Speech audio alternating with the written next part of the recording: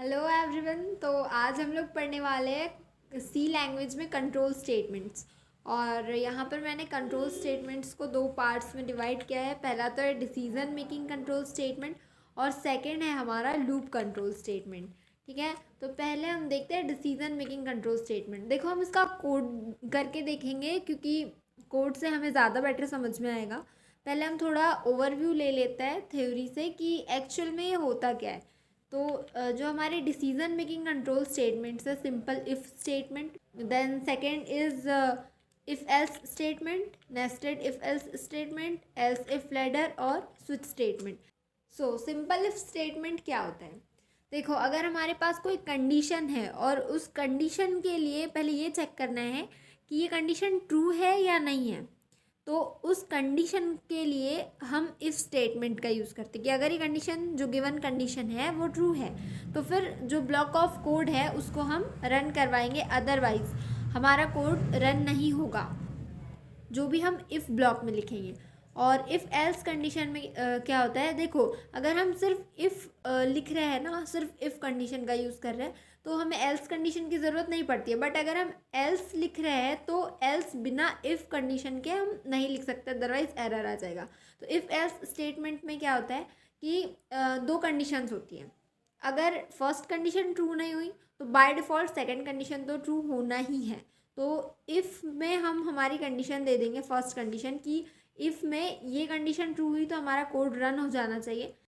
तो अब हम इसका कोड देखते हैं कि इफ़ कंडीशन को हम कोड में कैसे यूज़ करेंगे और इफ़ एल्स कंडीशन को हम कोड में कैसे यूज़ करेंगे। तो हम इफ़ और इफ़ एल्स कंडीशन दोनों एक ही प्रॉब्लम की हेल्प से समझने वाले हैं। क्योंकि देखो, इफ़ स्टेटमेंट में सिर्फ एक कंडीशन प्रोवाइड करते हैं हम, और इफ़ एल्स स्टेटमेंट में दो कंडीशंस होती है हमारे पास। तो यहाँ पर जो हम इफ़ एल्स स्टेटमेंट समझने वाले हैं वो किस प्रॉब्लम की हेल्प से समझने वाले हैं। जो प्रॉब्लम है हमारी वो कुछ ऐसी है कि अगर 33 से कम मार्क्स आए तो फेल हो जाएगा स्टूडेंट, अदरवाइज अगर 33 से ज़्यादा आए हैं तो पास कर दो। यहाँ पर हमें ज़रूरत है मार्क्स की, तो यहाँ पर हमने एक वेरिएबल का नाम रख लिया है मार्क्स। ठीक है, मार्क्स में हम डाल देते हैं 78। फाइन। अब हमें चेक करना है कि ये जो स्टूडेंट है जिसके मार्क्स 78 आए हैं, ये पास हुआ है या फेल हुआ है। तो सबसे पहले हम लिखेंगे यहाँ पर इफ़, और इसका सिंटेक्स क्या होता है? पहले ये जो इफ़ है ये हमारे लिए कीवर्ड है। ठीक है, तो यहाँ पर हम लिखेंगे इफ़, देन जो ब्रेसेस है, पैरेंथेसिस है, इसमें हम अपनी कंडीशन लिखेंगे। कंडीशन क्या है कि इफ़ मार्क्स, जो मार्क्स है वो लेस देन और इक्वल टू हुए 32 के, मतलब 32 से छोटे हैं या 32 के बराबर हैं, तो वो स्टूडेंट फेल हो गया। जिसके भी 32 से कम मार्क्स आए हैं या 32 के इक्वल हैं, तो वो स्टूडेंट क्या है? फेल है। तो ये हमें प्रिंट करवा देना है। ठीक है, हम यहाँ पर प्रिंट करवा देंगे फेल। अब ये एक कंडीशन हो गई। हमने क्या किया? देखो, यहाँ पर हमने पहले कीवर्ड लिखा इफ़। ठीक है, देन इफ़ के बाद हमने पैरेंथेसिस लगाए और पैरेंथेसिस में लिखी अपनी कंडीशन। कंडीशन लिखने के बाद करली ब्रेसेस लगाए और उसके बाद में हमें जो भी ब्लॉक ऑफ कोड लिखना था, जैसे हमारी कंडीशन चेक की हमने पहले कि जो मार्क्स है वो 32 से लेस देन होने चाहिए, तो हम प्रिंट करवाएंगे फेल। अब एक और कंडीशन है, अगर 32 से ज़्यादा हुए तो, मतलब 33 से लेकर 100 तक हुए तो इसके लिए या तो हम लिख सकते हैं एल्स। यहाँ पर हमें कंडीशन लिखने की कोई ज़रूरत नहीं है, क्योंकि अगर 32 से छोटे नहीं हुए तो ऑब्वियसली 32 से बड़े ही होंगे मार्क्स, राइट। तो यहाँ पर हमें कंडीशन लिखने की कोई ज़रूरत नहीं होती है। देन यहाँ पर हम लिख देंगे कि अगर 32 से छोटे नहीं हुए, मतलब वो पास हो गया ना, फेल नहीं हुआ, तो हमने यहाँ पर लिख दिया पास।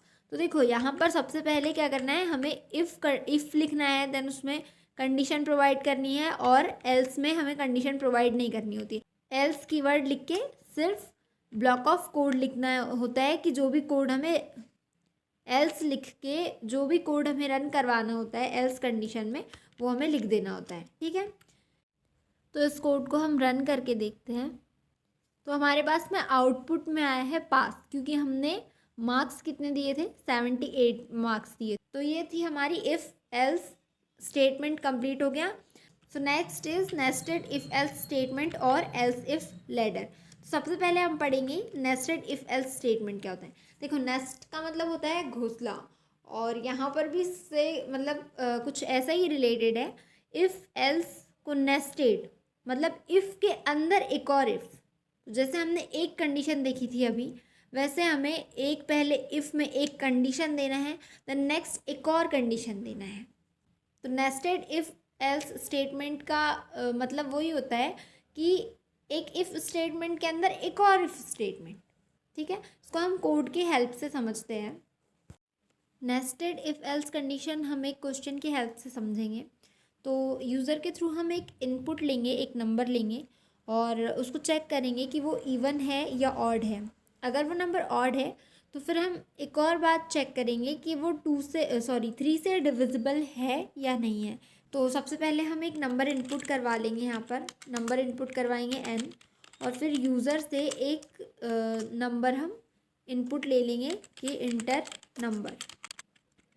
देन हम करा लेंगे इसको, स्टोर करवा लेंगे मेमोरी में। अब हम सबसे पहले ये चेक करेंगे कि वो नंबर इवन है या नहीं। इसके पहले हमने इफ़ एल्स कंडीशन जैसे पढ़ी है। अगर इफ़ वाली कंडीशन ट्रू हो जाती है तो एल्स वाली कंडीशन फॉल्स हो जाएगी, और अगर एल्स वाली कंडीशन ट्रू हो जाती है तो ऑटोमेटिकली इफ़ वाली कंडीशन जो है वो पहले ही चेक हो चुकी होगी, क्योंकि जब इफ़ फॉल्स हुआ है हमारा तभी तो वो नेक्स्ट जो बंच ऑफ कोड है उसके पास हमारा कंपाइलर गया और उसने कंपाइल किया। तो पहले हम यहाँ पर इफ़ कंडीशन में लिखेंगे, ये चेक करेंगे कि ये नंबर इवन है या नहीं। अब ये चेक करने के लिए कि नंबर इवन है या नहीं, हम क्या करेंगे, जो n है, जो इनपुट दिया है यूज़र ने m%2, मतलब अगर हम m% का यूज़ करते हैं तो ये हमें रिमाइंडर रिटर्न करता है।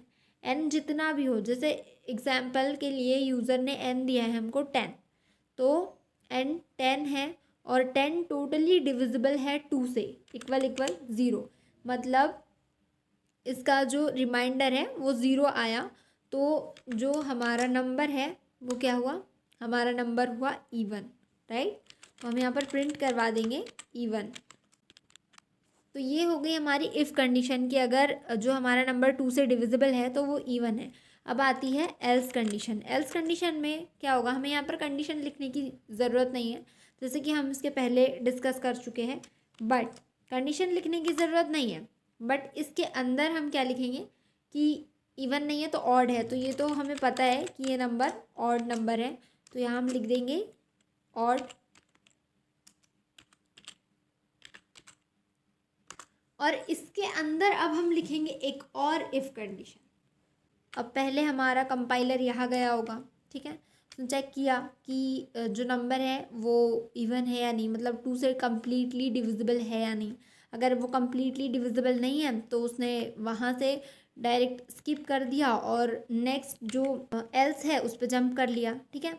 अब एल्स में जो कोड है उस पर जाएगा, तो एल्स में यहाँ जो ऑड है, जो हमने लिखा है कि ऑड प्रिंट करवाना है, ये तो ऑड तो प्रिंट होगा ही होगा, बट यहाँ पर अब हम एक और इफ़ कंडीशन का यूज़ कर रहे हैं ये चेक करने के लिए कि जो n है, जैसे हमने देखा कि 2 से कम्प्लीटली डिविजिबल है तो ऑड है, वैसे ही हम देखेंगे कि 3 से अगर कम्प्लीटली डिविजिबल है तो हम आउटपुट करवा देंगे इसका कि ये कम्प्लीटली डिविजिबल है 3 से। तो यहाँ पर हम प्रिंट कराएंगे स्क्रीन पे। यहाँ पर सबसे पहले तो हमने इफ़ कंडीशन चेक की, फर्स्ट वाली, ये फॉल्स हुई, तो हमारा जो कंपाइलर है वो एल्स कंडीशन पे आया। देन एल्स में हमने ये तो प्रिंट होगा कि ये एक ऑड नंबर है, बट नेक्स्ट कंडीशन क्या है, इफ़ की। अगर ये जो हमने कंडीशन दी है अगर ये ट्रू होती है तभी हमारा जो नीचे का कोड है ये रन करेगा, अदरवाइज़ ये कोड रन नहीं करेगा, प्रोग्राम यहाँ से स्किप कर देगा और प्रोग्राम बाहर आ जाएगा। और अगर ये 3 से डिविजिबल नहीं है तो यहाँ पर हम एक और एल्स देंगे कि अगर ये 3 से डिविजिबल नहीं है तो यहाँ पर प्रिंट करवा दो it is not divisible by 3। तो ये ऑटोमेटिकली यहाँ पर कोई कंडीशन चेक करने की ज़रूरत नहीं है, अगर इफ़ नहीं है तो एल्स होगा। तो इसको रन करवा कर चेक कर लेते एक बार। एक नंबर इंटर करवाते हैं। तो हम नंबर इंटर करवाएंगे 57। तो 57 एक ऑड नंबर है और नंबर इज़ डिविजिबल बाय 3, मतलब जो 57 है वो 3 से डिविजिबल है। तो ये हमारा नेस्टेड इफ़ एल्स ने पहले प्रोग्राम ने क्या किया होगा, इसकी वर्किंग को समझते हैं। पहले तो ये चेक किया है कि ये 2 से डिविजिबल है या नहीं है। फिर अगर 2 से डिविजिबल नहीं है तो ये आया एल्स स्टेटमेंट के पास, ठीक है। एल्स स्टेटमेंट में हमने लिखा हुआ था कि प्रिंट ऑड। जैसे ही ऑड के पास, जैसे ही एल्स के पास आया तो इसने सबसे पहले तो प्रिंट करवाया ऑड, ठीक है। सबसे पहले प्रिंट करवाया ऑड, देन हमारे प्रोग्राम ने कंडीशन चेक की कि इफ़ ये डिविजिबल है 3 से, मतलब 3 का डिवाइड, उस नंबर को 3 से डिवाइड करने पे क्या 0 आ रहा है रिमाइंडर में। अगर आ रहा है तो देन हमने प्रिंट करवा दिया यहाँ पर नंबर इज़ डिविजिबल बाय 3। अब हम एक ऐसा नंबर डाल कर देखते हैं जो 3 से डिविजिबल नहीं है, तो उसको रन करवाते हैं। अब हम यहाँ पर इनपुट देंगे 55, number is not divisible by 3। तो ये था हमारा nested if else condition. I hope आपको अच्छे से समझ में आया होगा, कोई भी डाउट नहीं बचा होगा। Next is our else if ladder, मतलब बहुत सारी else if conditions. Else if conditions कैसे बनेगी कि पहले तो एक कंडीशन दी, तो अगर वो कंडीशन ट्रू नहीं हुई तो नेक्स्ट कंडीशन भी ट्रू नहीं हुई तो नेक्स्ट कंडीशन, मतलब बहुत सारी हम कंडीशंस लिख देंगे और उसमें से जो भी कंडीशन ट्रू होगी उसके अंदर जो हमने जो भी ब्लॉक ऑफ कोड लिखा होगा वो रन होगा। और अगर कोई कंडीशन ट्रू नहीं होती है तो सबसे लास्ट में हम एक ऑप्शन रखते हैं एल्स का, कि अगर कोई भी कंडीशन ट्रू नहीं हुई तो ये प्रिंट करना है। मतलब जैसे इफ़ और एल्स में होता है ना कि इफ़ की कंडीशन ट्रू नहीं हुई तो एल्स में जो भी रखा हुआ है वो प्रिंट हो जाएगा। तो सेम एज़ यहाँ पर भी एक लास्ट एल्स होता है कि अगर आपकी कोई कंडीशन ट्रू नहीं होती है तो लास्ट में ये प्रिंट कर दो। वो आपकी मर्ज़ी है, अगर आप एल्स लिखना चाहते हो तो लिख सकते हो, अदरवाइज़ नहीं लिखना चाहते हो तो आप उसको स्किप भी कर सकते हो। तो अब इसको तो अब इफ़ एल्स इफ़ लैडर को हम एक एग्जाम्पल की हेल्प से समझते हैं कोड के थ्रू। तो हमारा क्वेश्चन ऐसा है कि हमें 4 ग्रेड्स में डिवाइड करना है मार्क्स को। हमें रिज़ल्ट प्रिंट करवाना है। एक इनपुट लेंगे सबसे पहले हम यूज़र से, देन चेक करके बताएंगे कि ए ग्रेड में है उनके मार्क्स, बी ग्रेड में है, सी ग्रेड में है या डी ग्रेड में है। ओके, सबसे पहले तो हम इनपुट ले लेते हैं यूज़र से। तो हम लोग 4 कंडीशंस बनाएंगे। फर्स्ट कंडीशन में हम लिखेंगे अगर मार्क्स 90 to 100 है तो ए प्लस ग्रेड, देन 80 to 90 है तो ए ग्रेड, 60 to 80 है, 60 के ए और 80 के बिटवीन है मार्क्स तो बी ग्रेड, और 33 से 60 के बीच में है तो सी ग्रेड, ठीक है। बट अगर 32 से कम हुए या 32 के इक्वल हुए तो फेल। तो ये हम लिखेंगे लास्ट में एल्स में। अब हम सबसे पहले फर्स्ट कंडीशन में देते हैं कि हमें क्या चाहिए, 90 से बड़े चाहिए और 100 से छोटे चाहिए, मतलब 90 के इक्वल भी चाहिए। तो मार्क्स ग्रेटर देन और इक्वल टू हो सकते हैं 90, और यहाँ पर हम एंड ऑपरेटर का यूज़ करेंगे। एंड मतलब पहले वाली कंडीशन भी ट्रू होनी चाहिए और जो दोनों साइड जो कंडीशंस लिखी हैं, एंड के लेफ्ट हैंड साइड जो कंडीशन लिखी है वो भी ट्रू होनी चाहिए, और जो हम अभी यहाँ पर राइट हैंड साइड में लिखेंगे वो भी ट्रू होनी चाहिए। तो मार्क्स 90 से बड़े होने चाहिए बट 100 से छोटे होने चाहिए, ठीक है। तो इस कंडीशन में हम क्या प्रिंट करवाएंगे, ए प्लस ग्रेड। अगर 90 और 100 के बीच में नहीं आते हैं मार्क्स तो हम लिखेंगे इफ़।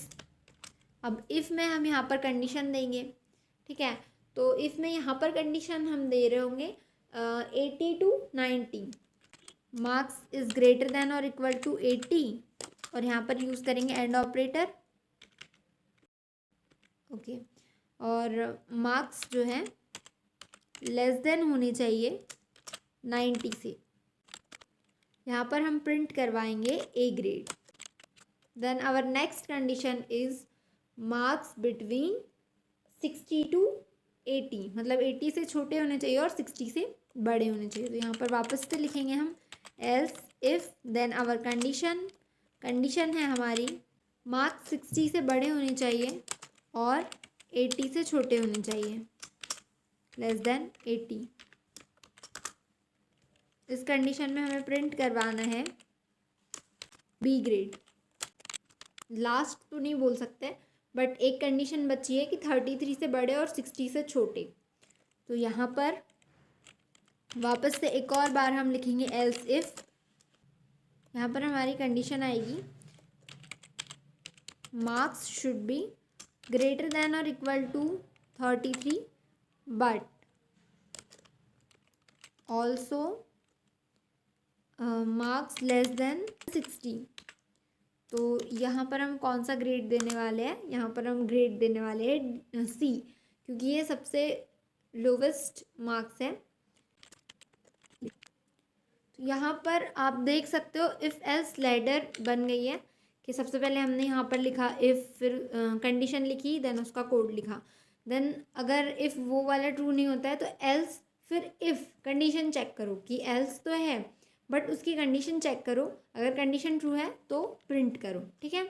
देन अगर वो भी ट्रू नहीं हुआ तो दूसरा एल्स इफ़, अगर ये भी ट्रू नहीं हुआ तो दूसरा एल्स इफ़। अब अगर ये भी ट्रू नहीं हुआ तो ये भी ट्रू नहीं हुआ तो इसके लिए एक ऑप्शन है हमारे पास एल्स। अगर कुछ भी ट्रू नहीं हुआ तो यहाँ पर हम प्रिंट करवाएंगे कि भाई अब तो तुम फेल हो गए, क्योंकि तुम्हारे पास कोई ऑप्शन ही नहीं बचा कि तुमको ए भी नहीं मिल रहा है, ए प्लस तो बात ही छोड़ दो, बी भी नहीं मिल रहा है और सी भी नहीं मिल रहा है, तो बस यू आर फेल, तुम फेल हो गए। तो यहाँ पर हम लिख देंगे फेल, ठीक है। बस, तो यहाँ पर हमारा ये कोड ख़त्म हो गया है। अब हम यूज़र से इनपुट लेंगे, पहले उसको रन करवाते हैं।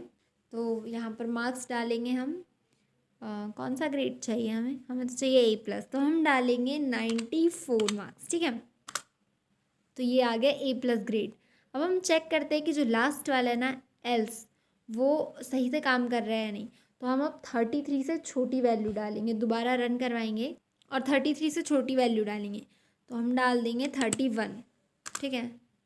तो बस फेल।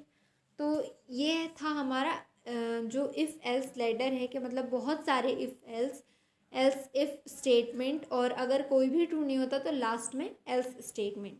तो ये हमारे 4 अभी तक हमने पढ़ लिए। सबसे पहले हमने पढ़ा था सिंपल इफ़ स्टेटमेंट, जिसमें सिर्फ एक कंडीशन रहेगी। देन इफ़ एल्स स्टेटमेंट, जिसमें 2 कंडीशंस रहेगी। अगर पहली कंडीशन ट्रू नहीं होती है देन सेकंड कंडीशन ऑटोमेटिकली, उसमें कोई कंडीशन नहीं रहेगी एल्स में, वो सारा कोड बिना किसी कंडीशन के रन हो जाएगा अगर फर्स्ट कंडीशन फॉल्स होती है तो। देन थर्ड था नेस्टेड इफ़ एल्स, मतलब एक इफ़ या एक एल्स स्टेटमेंट के ब्लॉक में, मतलब ब्रैकेट में दूसरा इफ़ या एल्स स्टेटमेंट, ठीक है। Then our fourth condition is if else ladder. तो इसमें हमने बहुत सारे एल्स इफ स्टेटमेंट एक साथ देखे। नेक्स्ट और लास्ट जो है स्विच स्टेटमेंट, ठीक है। तो अब हम देखते हैं स्विच स्टेटमेंट क्या होता है। स्विच स्टेटमेंट को समझने के लिए हमें थोड़ा रियल लाइफ में आना पड़ेगा। हमारे घर में इलेक्ट्रिकल अप्लायंसेस होते हैं लाइक फ़ैन, टीवी और लाइट्स वगैरह। तो इनको ऑन करने के लिए हमें स्विच की ज़रूरत पड़ती है, राइट। सेम एज जो स्विच हम यहाँ पर यूज़ कर रहे हैं, इसका भी फंक्शन कुछ ऐसा ही है। मतलब इसमें कुछ केसेस रहेंगे। यह मैंने सिंटेक्स लिख रखा है स्विच का। सबसे पहले तो हमें स्विच कीवर्ड लिखना पड़ेगा, ठीक है। इसके अंदर हम कुछ केसेस बनाएंगे, नंबर ऑफ़ केसेस। लाइक यहाँ पर केस ए है और नीचे केस बी है, ठीक है। तो ये केसेस बनाएंगे और इन केसेस की वैल्यू, जैसे ए की वैल्यू अगर एक्स से मैच होती है तो केस ए रन हो जाएगा। और अगर हम यहाँ पर ब्रेक लिख दें तो सिर्फ केस ए ही रन होगा, बाकी जो केसेस हैं मतलब स्विच से बाहर आ जाएगा हमारा प्रोग्राम। बट अगर हम ये ब्रेक हटा दें यहाँ से, अगर हम ये ब्रेक हटा दें यहाँ से, तो ए के बाद जितने केसेस हैं और उन केसेस में जितना कोड है वो सब रन हो जाएगा। जो स्विच है उसको समझने के लिए हम एक प्रोग्राम बनाएंगे जो है print periodic table elements from 1 to 6, मतलब 1 से 6 तक पीरियोडिक टेबल में जितने एलिमेंट्स होते हैं वो हमको प्रिंट करना होता है। और पीरियोडिक टेबल हमने 10th में पढ़ा था, तो उसमें मतलब 1 से 6 तक एटॉमिक नंबर पे जो एलिमेंट्स है, जैसे hydrogen, helium, lithium, beryllium, boron, carbon, nitrogen, oxygen, fluorine, neon, ये तो कुछ ज़्यादा हो गए। हमें सिर्फ 6 तक प्रिंट करना है, ठीक है। So let's get started. तो सबसे पहले हम एक नंबर इनपुट करवा लेंगे 1 से लेकर 6 तक।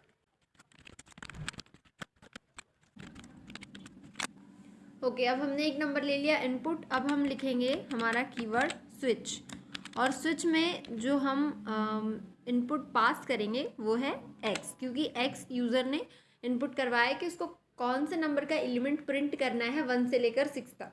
ठीक है, उसके बाद हम लगा देंगे करली ब्रेसेस, और अब यहाँ पर हम बनाएंगे केसेस। तो सबसे पहले हम बनाएंगे केस 1। केस 1 में हमारा जो फर्स्ट एलिमेंट प्रिंट हो रहा होगा जो है हाइड्रोजन, ये हमारा फर्स्ट केस हो गया। अब हम इसको कॉपी कर लेंगे, उसको पेस्ट कर देते हैं। यहाँ पर हम चेंज कर लेंगे 2, देन 3, 4। सेकेंड एलिमेंट होता है हमारा helium, third element is lithium. Okay, so यहाँ पर हमने 1 से लेकर 6 तक जो एलिमेंट्स है उनके नाम लिख लिए हैं। अब हमें क्या करना है, सिर्फ इस प्रोग्राम को रन करना है और चेक करना है कुछ इनपुट प्रोवाइड करके। तो इसको रन कर लेते हैं। हम इनपुट प्रोवाइड करेंगे 5, और आउटपुट में आया हमारे पास बोरोन और कार्बन। बोरोन हमारा 5th एलिमेंट था और कार्बन हमारा 6th एलिमेंट था। ठीक है, तो यहाँ पे हमने सिर्फ 5 इनपुट दिया था, बट 5 और 6 दोनों प्रिंट हो गए। अगर हम 1 इनपुट देते तो क्या होता था, देखो यहाँ सारे एलिमेंट्स प्रिंट हो गए हाइड्रोजन से लेके कार्बन तक, मतलब 1 से लेके 6 तक, क्योंकि यहाँ पे हमने ऐसा कोई भी इंस्ट्रक्शन नहीं दिया है कि एक केस प्रिंट होने के बाद वो स्टॉप हो जाए। अब एक केस प्रिंट होने के बाद अगर हम 3 इनपुट में देते तो 3, 4, 5, 6 ये चारों केसेस प्रिंट हो जाते। अगर 4 देते तो 4 से लेके 6 तक प्रिंट हो जाते। तो अगर हमको इसे ब्रेक करना है तो हम क्या करेंगे, यहाँ पर सिंपली ब्रेक लिख देंगे।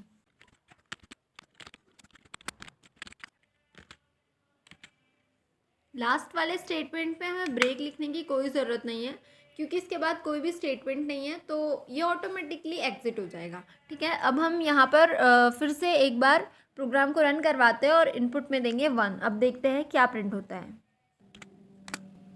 तो यहाँ पर अभी सिर्फ हाइड्रोजन प्रिंट हुआ है, क्योंकि जैसे ही हमारा प्रोग्राम केस 1 पे आया, केस 1 जब हमारा प्रिंट हुआ तो उसके बाद में प्रोग्राम के पास इंस्ट्रक्शन आई ब्रेक, कि इसके बाद ब्रेक कर दो। अब हमें आगे जो स्विचेस है वो ऑन नहीं करने, सिर्फ फर्स्ट वाला स्विच ऑन करना है। ठीक है, तो ये था हमारा स्विच और उसका सिंटैक्स कि हम स्विच को कैसे यूज़ करते हैं हमारे प्रोग्राम में। तो नेक्स्ट है हमारे पास लूप कंट्रोल स्टेटमेंट्स, जिसमें हमें 3 टाइप्स ऑफ लूप पढ़ने हैं, while loop, do while loop और फॉर लूप। तो सबसे पहले हम पढ़ेंगे फॉर लूप। ठीक है, स्टार्ट करते हैं। सो फॉर लूप का काम क्या होता है, देखो लूप का काम होता है कि मतलब एक ही काम को बार बार रिपीट करवाना। तो उसमें कुछ कंडीशंस होती है, यहाँ पर भी हम कुछ कंडीशन प्रोवाइड करेंगे। और लूप का जो सिंटैक्स है फॉर लूप का वो कुछ इस टाइप से कि सबसे पहले हम हमारा कीवर्ड लिखेंगे फॉर, देन पैरेंथेसिस, और पैरेंथेसिस के बाद इनिशियलाइज करेंगे। मतलब जो भी यहाँ पर हमें इनिशियलाइजेशन करना होता है एक वेरिएबल का। ठीक है, उसके बाद में उसकी कंडीशन बतानी होती है कि ये किस कंडीशन पे रन करेगा, तो वो कंडीशन हम प्रोवाइड करेंगे यहाँ। देन इंक्रीमेंट और डिक्रीमेंट, मतलब इंक्रीमेंट करना है या डिक्रीमेंट करना है, जो कंडीशन जो इनिशियलाइजेशन वैल्यू है उससे हमें उस वैल्यू को बढ़ाना है या उस वैल्यू को डिक्रीज़ करना है, और कंडीशन जो है उसके अकॉर्डिंग करना है जो भी काम हमें करना है। और हमारे कोड का जो क्वेश्चन है वो कुछ ऐसा रहेगा कि हमें 1 से लेकर 20 तक नंबर्स प्रिंट करवाने हैं। ठीक है, तो हम 1 से लेकर 20 तक नंबर्स प्रिंट करवाते हैं लूप में। तो लूप के लिए हमें अभी कोई वेरिएबल की ज़रूरत नहीं है, क्योंकि हमें सिर्फ 1 से लेकर 20 तक नंबर्स ही प्रिंट करवाने हैं। तो हम यहाँ पर लिखेंगे फॉर, देन लगाएंगे पैरेंथेसिस। अब इनिशियलाइज करना है तो हम यहाँ पर लेंगे इंट आई को हमने इनिशियलाइज कर दिया और आई की वैल्यू डाल दी 1। क्यों डाली 1? क्योंकि हमें 1 से लेकर प्रिंट करवाना है, राइट, 1 से लेकर 20 तक प्रिंट करवाना है। अब यहाँ पर लगाएंगे हम सेमीकोलन, और यहाँ पर देना है हमें कंडीशन। तो कंडीशन में 20 तक प्रिंट करवाना है, तो लेस देन और इक्वल टू क्या होना चाहिए, 20। आई इज़ लेस देन और equal to 20। Then again semicolon. अब आप बताओ यहाँ इंक्रीमेंट करेंगे या डिक्रीमेंट करेंगे, जल्दी जल्दी कमेंट करो। और देखो अब यहाँ हमें 1 से लेकर 20 तक जाना है, तो 1 + 1 2, 2 + 1 3, 3 + 1 4, राइट। 1 1 प्लस करेंगे तब तो हम 20 तक पहुँचेंगे ना। तो हमें i = i + 1 करना होगा, मतलब i है हमारा 1, तो 1 में 1 प्लस करना होगा तो होगा 2, फिर i हो जाएगा 2, तो 2 में 1 प्लस करेंगे तो फिर कितना हो जाएगा 3, फिर i हो गया 3, तो 3 में 1 प्लस करेंगे तो हो जाएगा 4, ऐसा 20 तक चलते रहेगा, ठीक है। तो ये हमारा लूप ऐसे काम करेगा।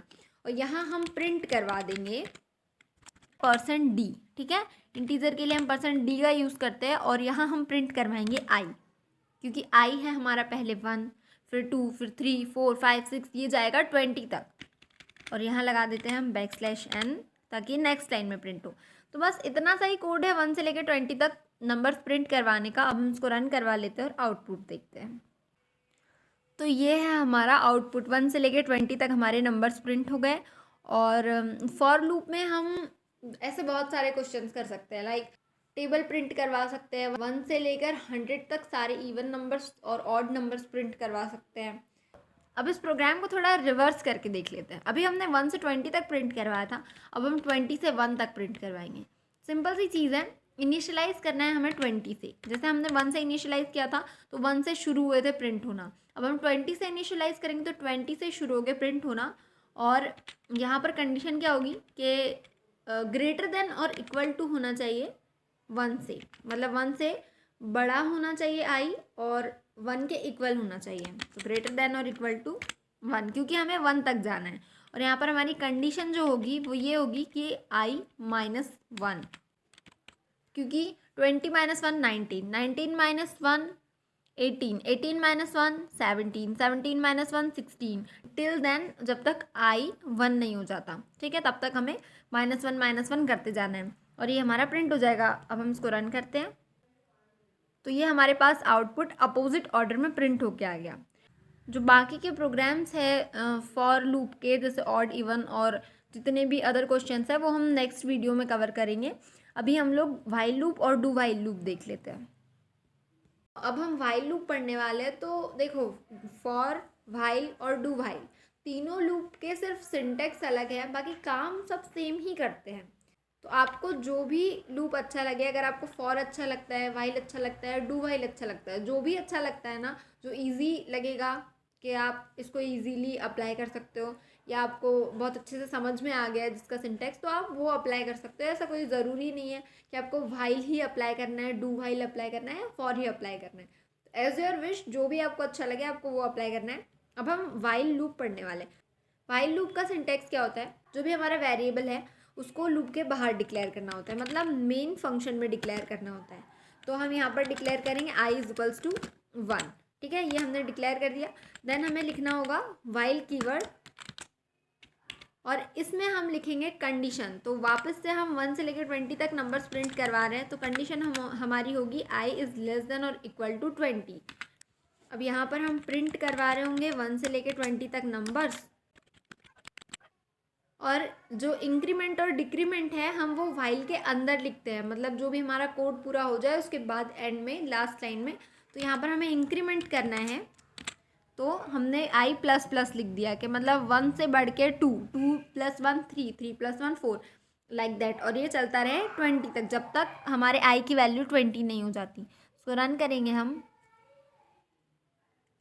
तो यहाँ पर हमारे पास जो वैल्यूज़ प्रिंट हुई है वो हुई है 1 से लेकर 20 तक, ठीक है। अब अगर हम चाहे कि हमें सिर्फ 1 से लेकर 20 तक सिर्फ ऑड वैल्यूज़ चाहिए, तो हमें कुछ नहीं करना है, सिर्फ यहाँ पर हम एक इफ़ लगा देंगे, जो कि हमने अभी थोड़ी देर पहले पढ़ा है।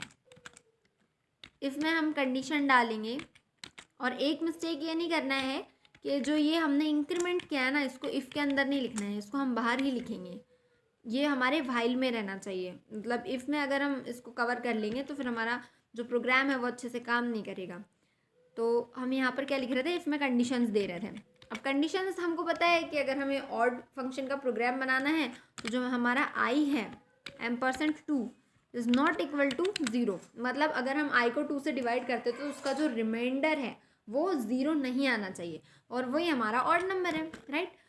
ये देखो, तो 1 से लेकर 19 तक, मतलब 20 तक सारे ऑड नंबर्स प्रिंट हो गए हमारे पास। सेम एज डू वाइल भी काम करता है, बट डू वाइल में क्या होता है कि एक बार वो मतलब अगर नहीं भी कंडीशन ट्रू है ना, तो एटलीस्ट एक बार तो वो रन करता ही है। तो उसका सिंटेक्स थोड़ा अलग होता है, बाकी काम सारे लूप सेम ही करते हैं, for while and do while. अब हम देख लेते हैं do while loop. Do while loop में भी हमें जो वेरिएबल का इनिशियलाइजेशन है वो लूप के बाहर ही करना होता है मेन फंक्शन में। और डू वाइल का सिंटेक्स कुछ ऐसा होता है कि डू मतलब डू वाइल लूप बोलता है पहले तुम करो, ये काम करो, बाद में देखेंगे कंडीशन क्या है, आराम से, बहुत चिल टाइप का लूप है ये। तो मतलब एक बार तो आपको काम करना ही है, आपकी कंडीशन ट्रू हो नहीं हो इट डजेंट मैटर, ठीक है। तो यहाँ पर इनिशलाइज हमने बाहर ही कर दिया है, और जो कंडीशन है, कंडीशन हम लिखते हैं लूप के बाहर। मतलब ये जो करली ब्रेसेस हमने लगाए हैं यहाँ पर लिखेंगे हम वाइल, और वाइल के अंदर हम लिखेंगे अपनी condition i is less than और इक्वल टू 20। अब हम बनाएंगे फिर से एक ऑड नंबर का प्रोग्राम्स के अंदर। तो इसमें हम प्रिंट करवाएंगे इफ़ अगर हमारी कंडीशन ऐसी हुई कि i am%2 is not equal to 0, तब हम प्रिंट कराएंगे i, और इसमें हम इंक्रीमेंट कर देंगे बाय 1। तो देखो अभी हमने कुछ टाइम पहले i is equals to i+1 लिखा था, और पिछले प्रोग्राम में हमने i++ कर दिया। तो i is equals to i+1 और i++ में कोई डिफरेंस नहीं होता। मतलब i++ का भी मतलब होता है i is equals to i+1, increment by 1, एक से उसका इंक्रीमेंट कर देना, एक से उस वैल्यू को इंक्रीज कर देना। तो यहाँ पर हम i++ लिख सकते हैं, हमने लिख दिया i++। अब हम इसको रन करा लेते हैं। तो इसमें 1 से लेके 20 तक सारी जो ऑड वैल्यूज़ है वो प्रिंट हो जाएगी। बट एक चीज़ हम भूल गए, यहाँ सेमी कॉलन लगाना होता है, व्हाइल के बाद हमें सेमी कॉलन लगाना होता है, अदरवाइज एरर आ जाएगा। तो यहाँ पर फिर से जो हमारी 1 से लेके 19 तक वैल्यूज़ प्रिंट हो गई है, जितनी ऑड वैल्यूज़ थी 1 से 20 के बिटवीन। तो ये था हमारा डू व्हाइल लूप। आज की वीडियो आपको कैसी लगी कमेंट करके ज़रूर बताएं। अगर कहीं डाउट हो तो आप मुझे कमेंट करके पूछ सकते हैं। अगर वीडियो अच्छी लगी हो तो लाइक करें, शेयर करें, सब्सक्राइब करें। Thank you for watching this video.